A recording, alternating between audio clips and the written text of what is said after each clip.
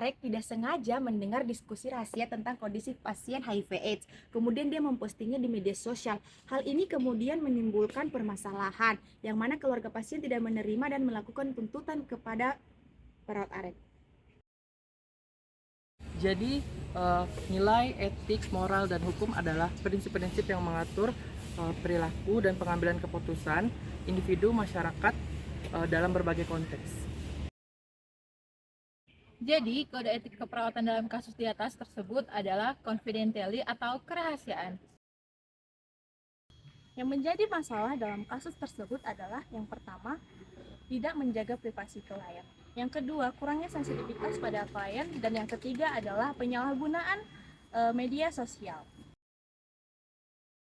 Dampak dari kasus tersebut, teman-teman dari perawat Arek mengetahui bahwa pasien tersebut mengalami HIV dan keluarga pasien tidak terima dan perawat Arek pun terkena tuntutan.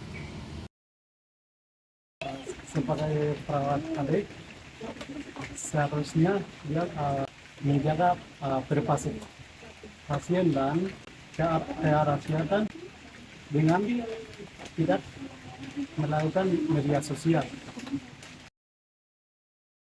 Etika moral dan hukum mengatur perilaku perawatan untuk menjamin kesehatan dan mutu pelayanan, di mana hubungan antara etika, kesehatan, dan hukum adalah tujuh. Yang pertama yaitu hukum masyarakat, etika dan moralitas sebagai kekuatan jiwa. Yang kedua, penegakan hukum harus disertai dengan penegakan standar etika atau moral. Yang ketiga, etika atau moral masyarakat bahwa undang-undang mempunyai pengaruh yang lebih formal. Yang keempat, norma moral harus dikembangkan dalam undang-undang agar lebih mengikat. Yang kelima, hukum tanpa moralitas tidak memiliki arti. Yang keenam, perawat memainkan peran penting dalam menetapkan standar pelatihan dan pelayanan, perawatan, dan menerjemahkan ke dalam praktik umum. Yang ketujuh, kode etik keperawatan merupakan salah satu pedoman bagi perawat untuk mencegah kesalahpahaman dan konflik. Perawat harus memberikan asuhan keperawatan tepat dan mengikuti kode etik keperawatan dalam pelayanan medis. Namun masih terjadi pelanggaran kode etik yang menyebabkan ketidakpuasan pasien terhadap pelayanan kesehatan. Pasien merasa kebutuhan mereka tidak penuhi dengan baik oleh perawat, yang mengakibatkan konflik dan menghambat kesehatan pasien. Masalah etik ini menunjukkan bahwa perawat belum sepenuhnya memahami pentingnya nilai etik, moral, dan profesionalisme dalam praktik keperawatan. Dilema etik adalah situasi di mana seseorang harus mengambil keputusan tentang perilaku yang patut. Langkah-langkah penerapan moral pembuatan keputusan etik. Kasus dilema etik bisa melibatkan identifikasi masalah, analisis nilai dan prinsip yang melibatkan mencari informasi dan konsultasi, mempertimbangkan alternatif, memilih tindakan yang paling sesuai dengan prinsip etis, dan mengevaluasi hasil tindakan.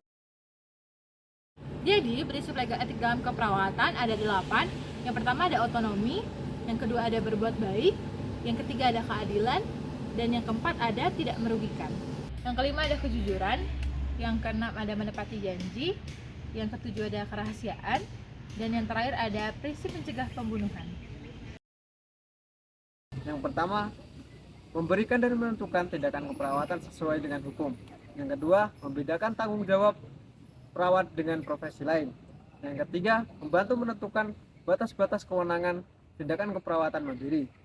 Yang keempat, membantu mempertahankan standar praktek keperawatan dengan menegaskan perawat memiliki akuntabilitas di bawah hukum.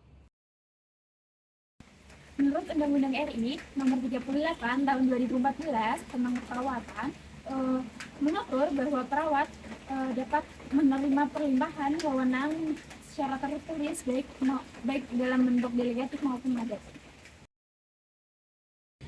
Nursing advokasi adalah ketika perawat dapat memperjuangkan hak-hak pasien serta memastikan pasien menerima perawatan yang layak dan bermutu. Dalam kasus ini, perawat dapat mendukung pasien HIV/AIDS untuk mendapatkan perawatan tanpa diskriminasi dan menjaga kerahasiaan informasi pasien.